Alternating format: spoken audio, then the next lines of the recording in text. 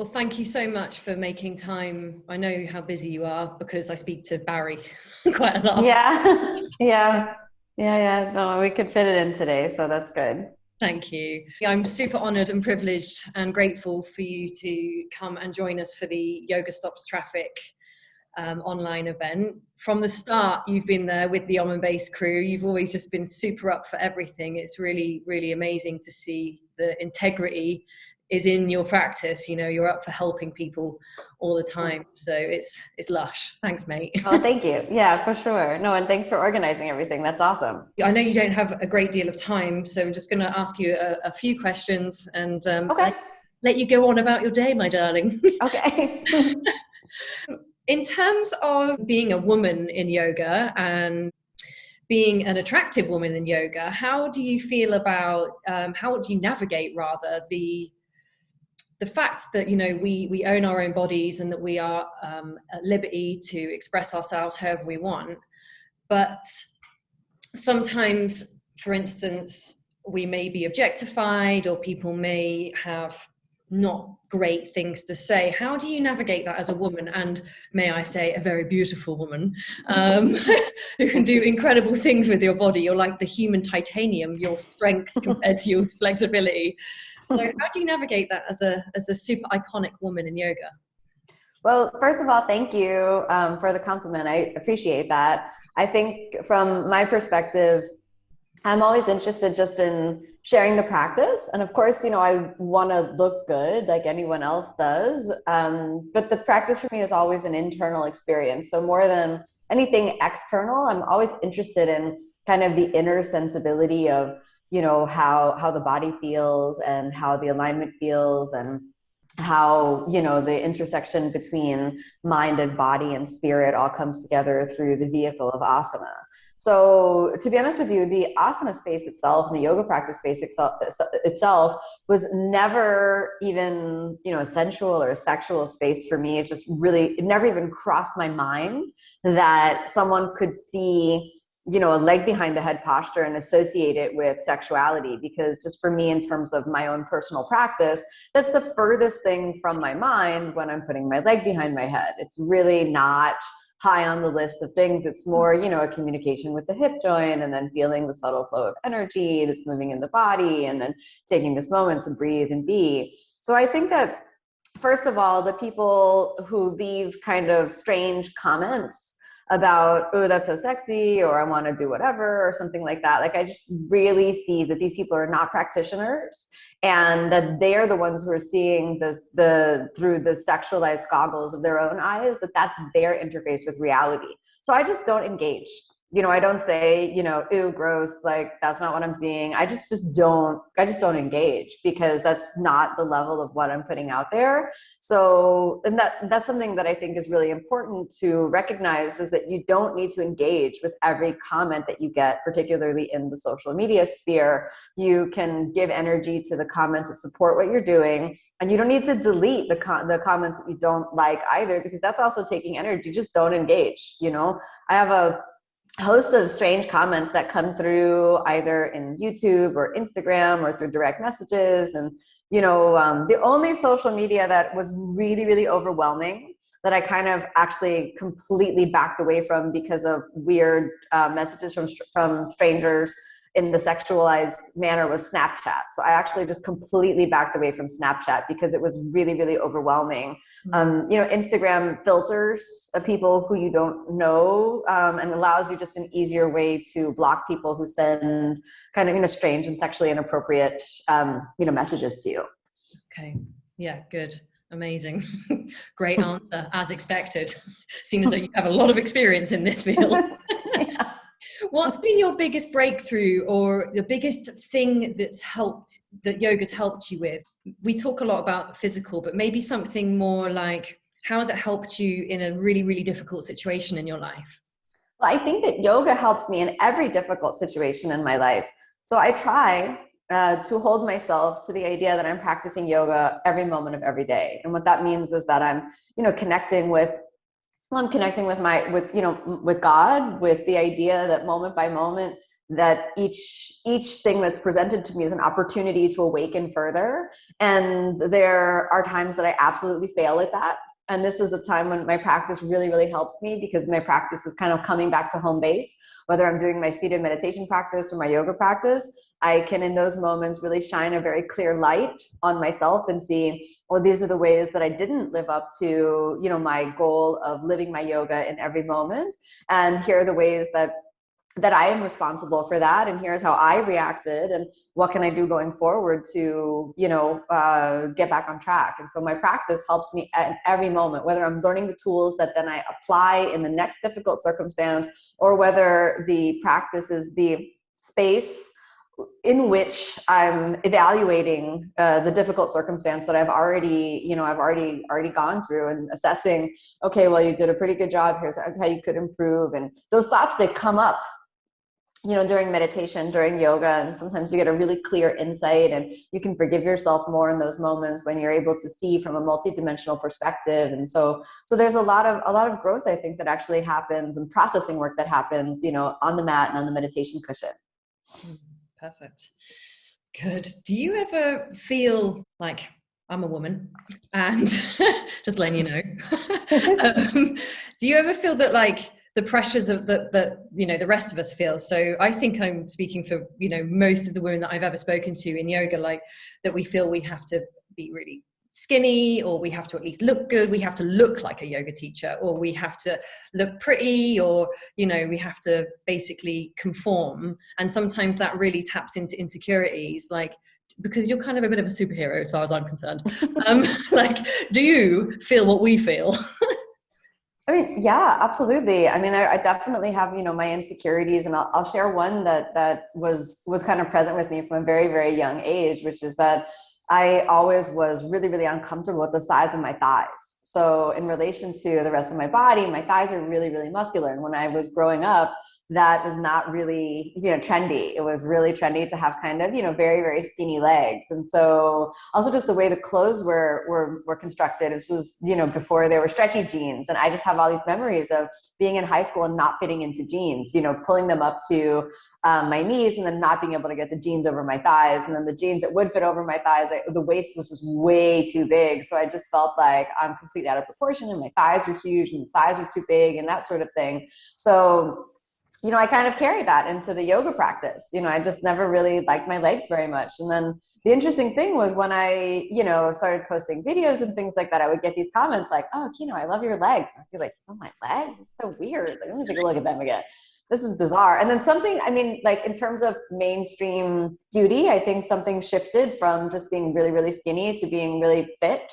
And so as like fitness and like and muscularity started to begin to be a goal in and of itself, then suddenly the thigh muscle that couldn't fit in the jeans was now something that people liked. And I would get these comments, "What do you do to have your legs so muscular and thick?" And I was like, I spent half my life trying to reduce the leg, and now you want to know what nothing. I'm doing nothing, actually.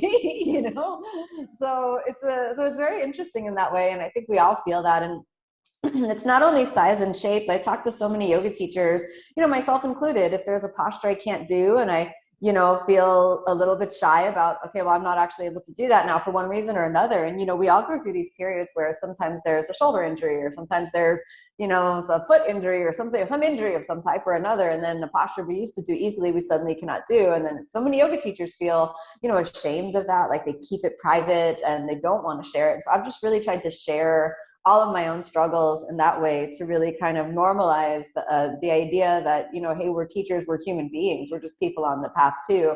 And actually, there are two things about that, which is, first of all, that the people who struggle the most on the yoga mat, I find, are ultimately the ones who are going to be the kind of the best teachers, because they have so much to share. If if all the postures just happen so naturally for you, it's going to take a great and heroic effort for you to learn the technique to teach all the students. I've had some really, really talented, agile students, and what does that like? We'll break down the word talented. I mean, is physically capable students come in and just naturally take to some of the postures, and then they wanted to teach, and they didn't have the words to describe the methodology. because they would just say, well, I inhale, I lift up, and then I exhale, I jump back, and then I inhale, I create space, and I exhale, do a really deep back bend. And I'm like, you're going to have to pick into that a little more about what's that like for you, but that's their experience. So great for them.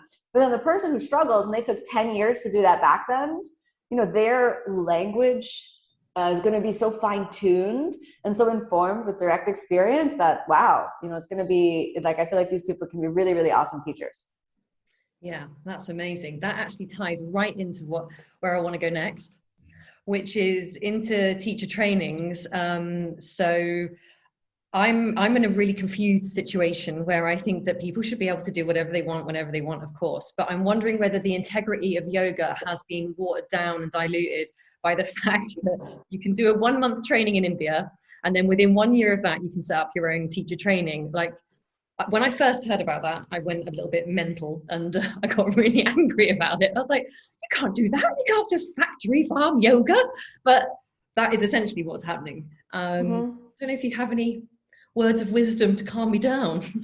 Yeah, no, I mean, I don't think that you should be calmed down about that. I think it's good that you're not calmed down about that. I think it is a problem that, that centuries, if not the thousands and thousands of generations of the sacred tradition of yoga is now being presented in a distilled form, with the idea that now after 200 hours in 1 month, now you're graduated and you're good and you know everything and you can go off and teach. And that person may have never done a yoga class before day one. I think that's highly problematic, At the same time, if you're taking that course to get yourself started on your journey of yoga, great. This is wonderful. So I almost feel like maybe we need to treat the 200-hour not as a training, but as a prerequisite to training.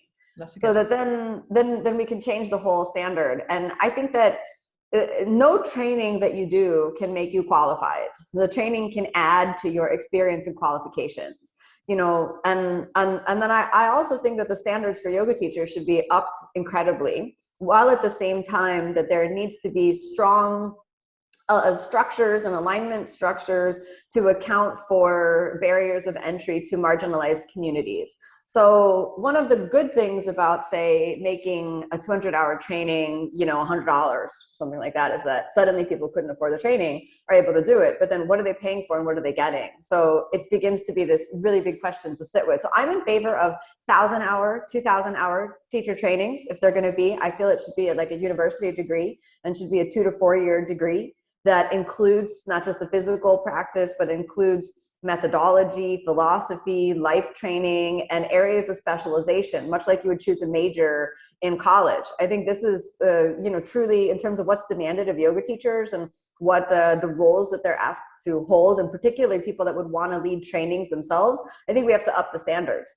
And I think upping the standards honors the rich tradition of yoga that India has held with within its culture for centuries and centuries and centuries, and these generations of yogis that have devoted their lives to the practice. So I'm for increasing the standards. And if we increase the standards, then I think, the only thing that's really that then comes is we need to create really sound alignment structures so that the barriers of entry are not too high for communities of color and other marginalized communities that, might be put off by the high price tag that it would require to do 1,000 or 2,000 hours of training and the time commitment.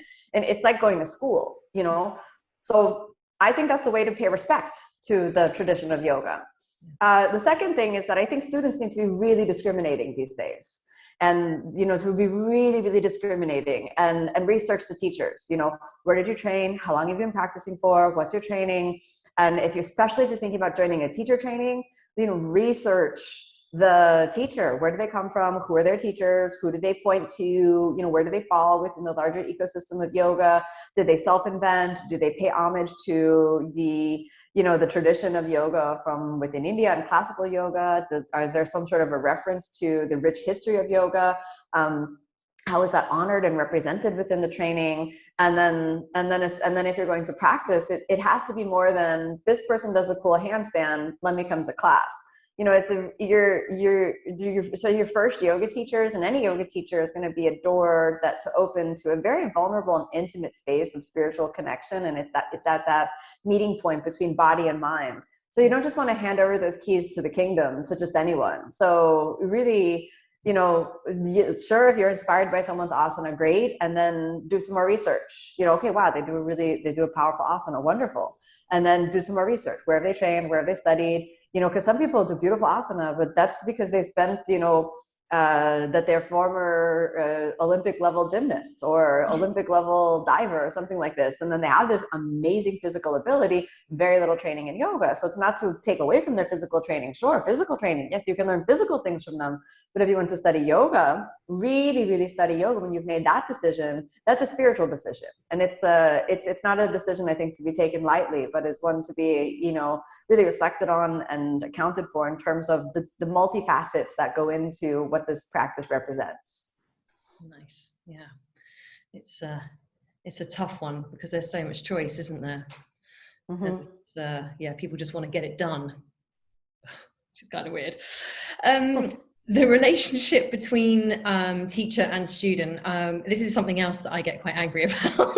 I feel like I'm just telling you all my anger issues. So I do yoga, but I'm very angry about a lot of things. So I see a lot of teacher-student relationships that are kind of abused, usually from the teacher's perspective. I believe that there should be a duty of care towards a student and that you shouldn't basically sleep with all your students, which is something that I come across quite a lot. And it's quite hard to navigate because, you know, some people end up falling in love and marrying or whatever, having a relationship, a substantial, sustained relationship. But I mean, there's nothing... I just wonder whether you can shed some light on that, whether you have any thoughts on that. Yeah, the teacher-student relationship is something considered to be sacred within the spiritual tradition of yoga, very much, you know, like any sort of teacher-student relationship, whether we're thinking about the university level, whether we're thinking about even parent to a child, whether we're thinking about, you know, pastor to the community, or, you know, around this level. So first of all, in no uncertain terms, if the teacher wants to pursue a sexual relationship with the student, the only ethical thing to do is to no longer allow that person to be your student any longer. So if you want to ask your student out, if you really, really want to do that, then you need to ask them to stop practicing with you at the same time. In no uncertain terms, there can be no, ethically, there can really be no gray zone about that. And this allows you to, okay, I feel like I really, really like this person. I really like spending time with them. You can go have a coffee with them and explore, but the moment it becomes sexual in any way, then that person, I believe, ethically cannot come to your class anymore. Otherwise, it's starting to create too many weird power structures and too many weird potentials for abuse, and some really, really harmful aftermath can take place in that. And I've just heard too many stories about yoga teachers, and experienced myself, yoga teachers that go up to some student or someone that wants to be a teacher in their studio and prey upon that to consummate some sort of sexual relationship, whether consensual or non-consensual in some instances. And this really creates so much harm. So the teachers bear the brunt of that responsibility, absolutely first and foremost in that regards. And this is at the very lowest level of the bar of ethics that we can hold as yoga teachers. There should be no sexual relations between teachers and students. This period, end of story. And if the student, if you really, really feel strongly, then to take the ethical decision. I would really like to go out with you. If you're interested in that, that would be awesome. If you say yes, I'm going to have to ask you not to practice in my class anymore.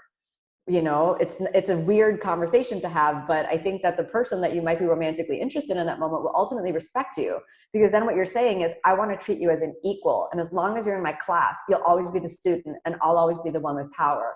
And if we have a relationship of equals, then I will be able to respect you and you'll be able to respect me. So that's why I'm asking. And if not, stay in my class and I will totally let it go and put those potential feelings that I have aside.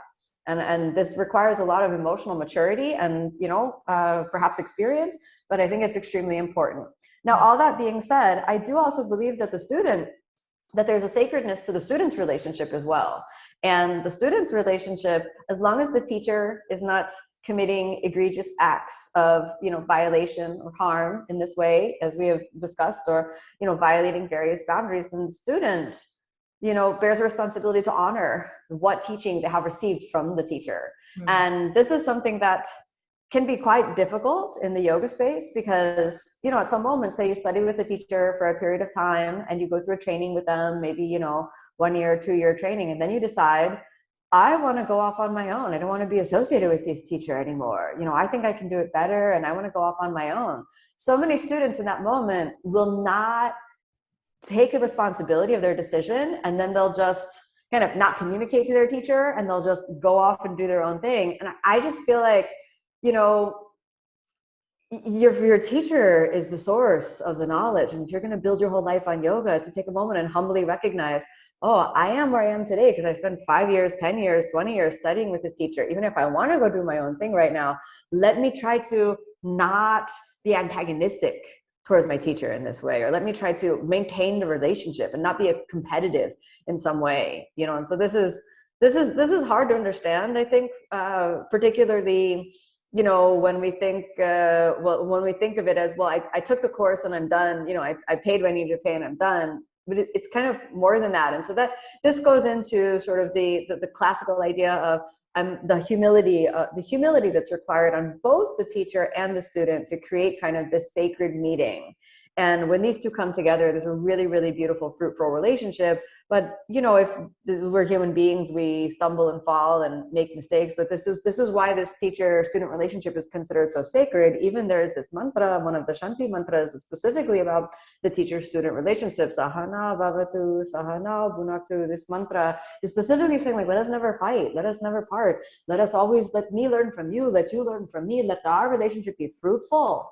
So one of the greatest, causes of harm is some rupture between the teacher-student relationship. So we try in the yoga to communicate and teach that to the student, and the student tries to take that in and learn that. And then this works when both parties are acting ethically and responsibly. The greater burden, of course, on the part of the teacher. Amazing. Yeah. Yeah, I've never thought about it as the other way around as well before. That's a really bloody good point. I'm going to ask you one more question and then I'm going to let you go free as a bird into the rest of your day. So, off yoga, what does a fun night out or a fun thing to do that involves zero yoga look like for you? Yeah, I mean, for me, when I put the practice away and I put the phone away, I like to be in nature in one form or another. I live in Miami, so I love being at the beach, and I really just enjoy, particularly my favorite time to be at the beach is low tide. I love low tide with very little wind. This is my favorite time. I feel it's like a little slice of heaven, because when there's very little wind, then the sunlight filters into the shallow area and makes these beautiful, almost crystalline fractal patterns in the water. And I just like to stand there and just observe and be there. And I feel really connected. And particularly when there's very little wind and very few waves and it's a low tide, you can walk so far out here in Miami, and it feels, particularly in the summer, you can just float out there in the water for hours, and you don't get cold because of the temperature of the water, particularly in the summer. In the winter you can go in and out, but I mean, for Floridians, you can go in and out. I see people travel from the north and they're floating around even in the winter, but their standard of cold is quite different than mine. And I also like other forms of nature. I think going for a walk outside in the forest or in any sort of green space is just the best way for me to unplug. I absolutely love nature and think that there's so much intelligence in our natural world, and if we can do everything possible to protect the world and regenerate the forests and protect the oceans and really safeguard the vivid beauty and the delicate fragility that the balance of the world is in, I think the more time that people spend out in the nature, that they can be encouraged to really appreciate that space of blessing that the planet is, rather than be caught in the mind and all of its suffering. Yeah, I mean, nature is part of my yoga practice, I would say, for sure. You speak so eloquently and nail a lot of the things that I would like to say to people in a much nicer way. So I vote for you in terms of president of yogaworldwide.com. Also, I when you said about your thighs growing up, I was shocked for several reasons. One, they're probably the best thighs I've ever seen in my life. And second of all, when I was growing up, I couldn't get my thighs into those stupid tight jeans, whatever they were called. Yeah. But it was only one thigh that I couldn't get in, Kino. Oh, One of them I could, one of them I couldn't, because I danced when I was young and they used to make us kick more with the right leg. oh. It was just one leg. So I share your sorrow up to one leg. I understand. Oh, goodness. What a wally. What a wally. Well, thank you so much, especially for that last answer. I was kind of hoping for bar fights as your get out and, you know, my day off. I like to go out and do that, but sure, fair enough. Well, thank you so much, and I hope You're welcome. You're an absolute treasure.